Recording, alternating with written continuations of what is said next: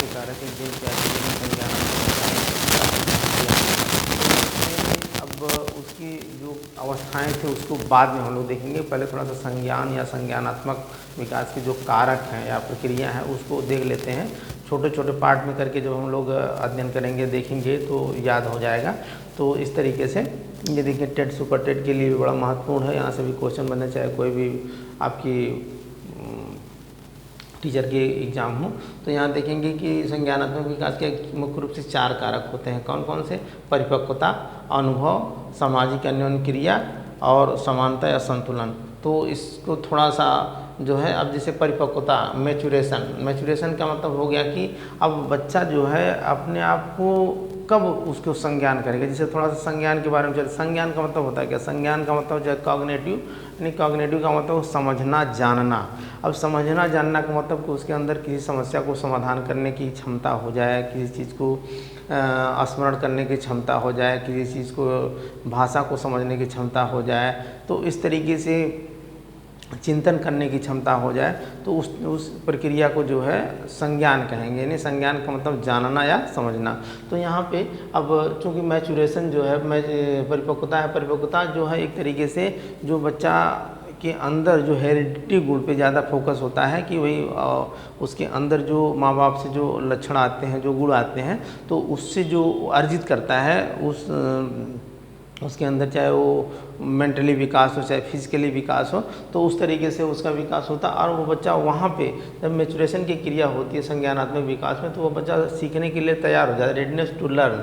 और biological maturation का मतलब बच्चा पूर्ण रूप से जो है अपना शारीरिक मानसिक रूप से पूर्ण रूप से तैयार है किसी चीज़ को सीखने के लिए, समझने के लिए, जानने के लिए। और फिर उसके बाद है करिकुलम इम्पॉर्टेंट टू स्टेज, यानी कि बच्चे को जो पाठ्यक्रम दिया जाए उसके एज के हिसाब से दिया जाए। ऐसा नहीं कि अच्छा 2 का बालक है, अच्छा 10 का सिलेबस उसके सामने रख दिया जाए, पढ़ने के लिए कहा जाए तो उसको लर्न नहीं कर पाएगा।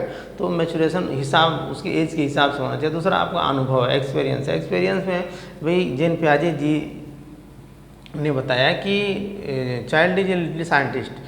बच्चा एक जो नन्हा वैज्ञानिक होता है और उसके पास अनुभव होता है, वह जानने की, वह डिस्कवरी करने की, वह किसी चीज़ में इंटरेस्ट लेता है, जिज्ञासु होता है, एक तरीके से दार्शनिक होता है। यानी किसी चीज़ को जानना समझना उसके अंदर वो क्षमता होती है, किसी चीज़ को जाने समझे, बार बार तोड़ेगा, गिराएगा, उसको खोलेगा। तो इस तरीके से ये भी एक्सपीरियंस करता है, बार बार वो अनुभव से सीखने का प्रयास करता है।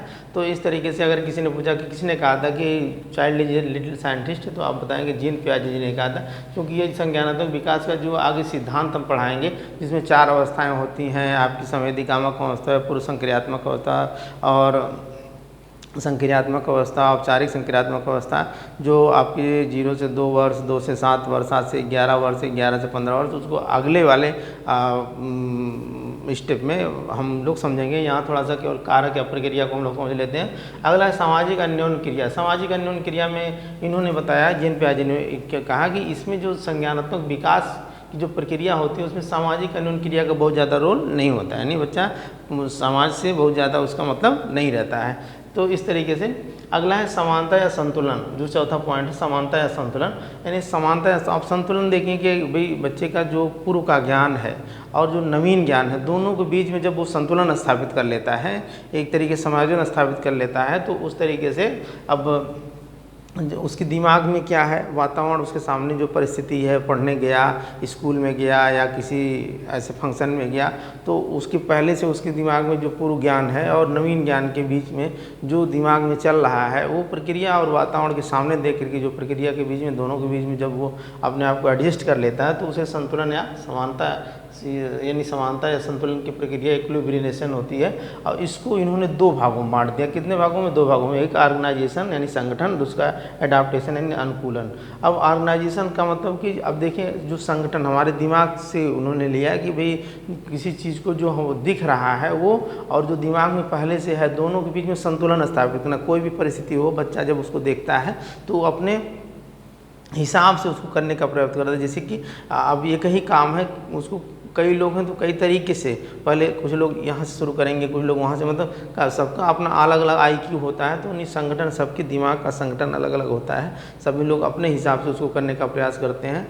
कार्य तो वही होता है लेकिन अलग अलग तरीके से करने का प्रयास लोग लगाते हैं। तो उस तरीके से ऑर्गेनाइजेशन या संगठन। फिर अनुकूलन, एडाप्टेशन की प्रक्रिया है। एडाप्टेशन का मतलब होता है कि जैसे कोई कार्य है, बच्चा उस कार्य को कर रहा है, अगर उस कार्य में असफल हो जा रहा है तो तुरंत क्या कर लेता है, समायोजन कर लेता है, वो अनुकूलन कर लेता है। क्या कर लेता है, अनुकूलन कर लेता है, एडाप्टेशन कर लेता है। तो उस प्रक्रिया को कहा जाता है कि अनुकूलन। जैसे मान लीजिए अब देखेंगे कि भाई भयंकर गर्मी पड़ रही है, अभी शहर में कोई बच्चा रह रहा है तो वहाँ पे उसके पास फैन होंगे, कूलर होंगे, AC होंगी, सारी व्यवस्थाएं होंगी। लेकिन अगर वो गांव से भी उसका लगाव है, भाई पैतृक घर उसका गांव में है, तो गांव में गया वो तो वहाँ पे उतनी व्यवस्थाएं नहीं होगी, तो बच्चा पेड़ के नीचे बैठ करके और या हवा में, खुले हवा में रह करके भी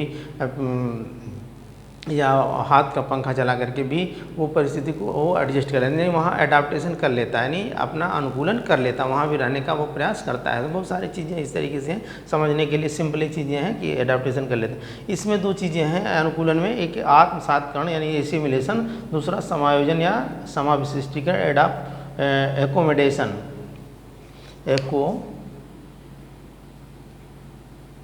एकोमोडेशन। तो अब देखेंगे आत्मसातकरण की क्रिया। आत्मसातकरण की क्रिया उसे कहते हैं कि बच्चा का जो पूर्व अनुभव है उसको नवीन अनुभव में जो है व्यवस्थित करना, भाई पूर्व अनुभव को नवीन अनुभव में जो है व्यवस्थित करना। अब जिसमें इसको हम उदाहरण के माध्यम से आप लोगों को समझाएंगे कि भाई उदाहरण जैसे देखेंगे, इसमें 2-3 उदाहरण क्वेश्चन में पूछता है। जैसे किसी बकरी का हो गया या कुत्ते का हो गया, बकरी का बिल्ली का हो गया, कुत्ते का हो गया, या एरोप्लेन का हो गया, हवाई जहाज़ का हो गया, या किसी पक्षी का हो गया। तो सबसे पहले हम लोग देख रहे थे जैसे कि किसी बच्चे के सामने मान लीजिए कोई कुत्ता आ गया, अभी बच्चा छोटा सा है, बच्चा अननोन है, नहीं जान रहा है, पहली बार देखा है कुत्ते को, तो माँ बाप से पूछेगा, गार्जियन से पूछेगा, अपने अभिभावक या भाई बहन किसी से पूछेगा क्या है, तो बताते हैं कि बेटा ये कुत्ता है। कुत्ता, तो उसके दिमाग में ये फिगर बनेगा कि भाई इसके पास 4 पैर हैं, एक पूँछ है, 2 कान हैं, 2 आँख है, और इस तरीके से इसका मुंह इस टाइप का है। उसमें जो पूरी संरचना उसके दिमाग में एक फिगर बना लेगी।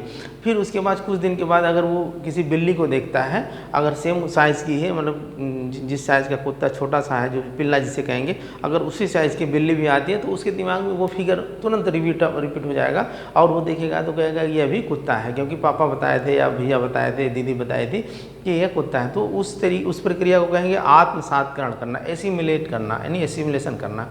और वही प्रक्रिया अगर मान लीजिए किसी कुत्ते को देखा और गार्जियन से पूछा, मतलब देखा पहली बार, गार्जियन से पूछा, गार्जियन ने बताया कि हाँ इसके देखो ये कुत्ता है, तो उसके दिमाग में प्रक्रिया है कुत्ते का इस तरीके का है। अगर कलर भी है उसी टाइप का, संयोग से सफ़ेद कलर का कुत्ता है और उसके पास 4 पैर, 2 कान, आँख और पूँछ, इस तरीके से पूरी संरचना उसके दिमाग में बन गई। और फिर किसी बकरी को देखा जो उसी साइज़ की है, तो उसकी दोनों में जो है कंपैरिजन करेगा, तो अगर दोनों में उसको अंतर नहीं समझ में आएगा, कि वो समझ जाएगा कि नहीं, बकरी को भी वो कुत्ता समझने लगेगा, तो वहाँ वो आत्मसातकरण की क्रिया हो जाएगी।